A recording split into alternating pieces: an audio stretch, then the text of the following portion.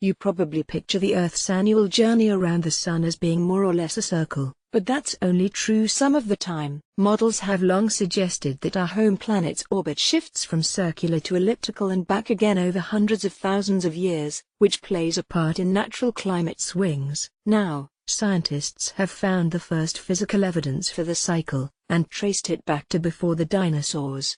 The Earth goes through regular, large-scale cycles of ice ages and warmer periods, driven by a whole range of factors. Some of the main contributors are what are known as Milankovitch cycles, along with variations in the Earth's orbital path, cycling every 100,000 years, its axial tilt, on a 41,000-year cycle, and the wobble of its spin, on a 23,000-year cycle. These affect how much solar energy hits the northern hemisphere at different times of the year, and in turn affect the planet's long-term climate.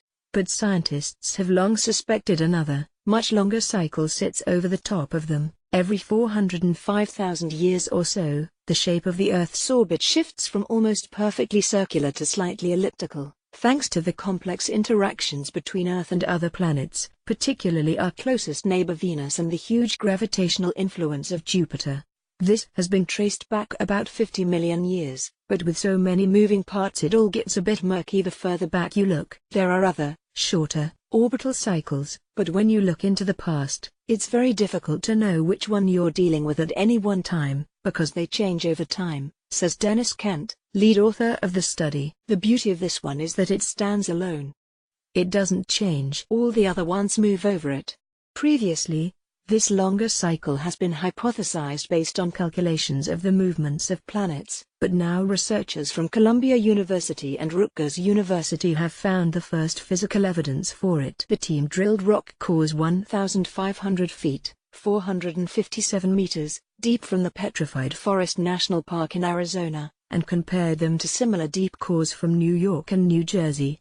By analyzing the decay of isotopes in layers of volcanic ash dotted through the rock, the team was able to date the Arizona cores back between 209 and 215 million years ago. That places them in the late Triassic, around the beginning of the age of the dinosaurs.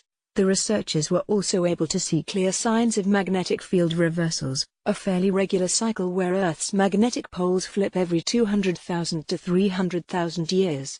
The researchers compared the Arizona cores to those from New York and New Jersey, and lined up the points of pole reversals. Combining both sets of data also showed that they formed at the same time and had similar characteristics that pointed to the influence of a longer-term cycle. The cycle reared its head in the rocks in the form of alternating, extreme wet and dry periods. Darker layers indicate black shale, formed at the bottom of deep lakes as a result of wetter seasons, while lighter-colored rock indicates much drier conditions. These conditions cycled through every 405,000 years, with the darker/wetter times suggesting the Earth was in a highly eccentric orbit, while the lighter/drier times represent a smoother, circular path.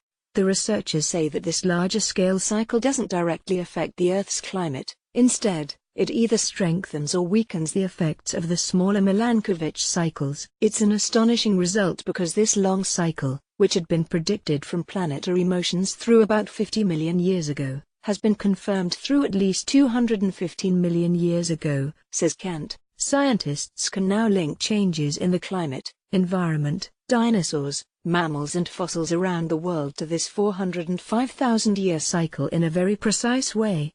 View gallery, 5 images.